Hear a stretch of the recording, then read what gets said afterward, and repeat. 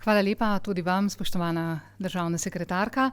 In zdaj je čas, gospe in gospodje, da damo besedo tudi gostitelju današnjega dogodka, generalnemu direktorju Geodetske uprave Republike Slovenije, gospodu Tomažu Petku. Gospod Petek, mikrofon in kamera sta vaši. Hvala. Hvala za besedo. Spoštovani gospod minister in oba državna sekretarja, cenjeni udeleženci redne letne konference programa projektov e-prostor. Letos že 4. leto zapored organiziramo konferenco, tako kot v preteklih letih v času takoj po Miklavžu, ki je tradicionalno pomenil, da so bili vsi tisti otroci nagrajeni, ki so bili čez leto pridni. In kljub temu, da je mogoče čas našega otroštva že malce minil, verjamem, da je tudi za nas prav, da pogledamo, kako pridni smo bili v preteklem letu in pa nasploh pri izvajanju programa projektov e-prostor. Vstopamo v zadnje leto svojega 5-letnega obdobja izvajanja programa projektov, kar pomeni, da je za nami že 4/5 načrtovanih nalog.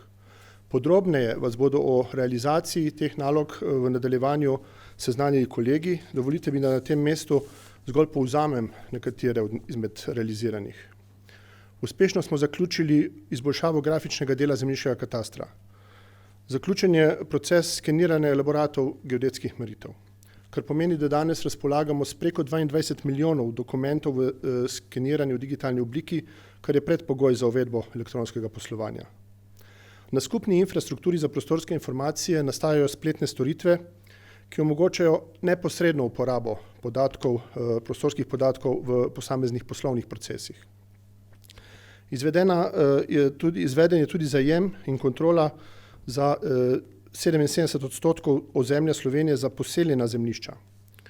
Modernizirani in poenostavljeni so procesi evidentiranja nepremičnin in na podlagi teh prenovljenih procesov je bil pripravljen in medresorsko usklajen zakon o katastru nepremičnin, ki bo v naslednjih dneh posredovan vladi v potrditev. Z velikim veseljem vam sporočam, da je v okviru programa projektov e-prostor nastala tudi obsežna publikacija z naslovom Slovenska zemlja na katastrskih načrtih,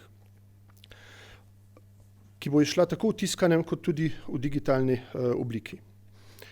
Publikacija vsebuje 280 strani zanimivega branja o katastrskih načrtih od samega nastanka do današnjih dni.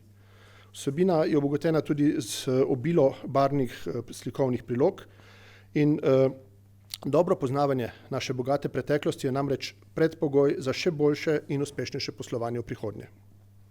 Zato smo se na Geodetski upravi Republike Slovenije odločili to vsebino opisati v publikaciji, ki je rezultat prizadevanj in naporov mnogih naših sodelavcev.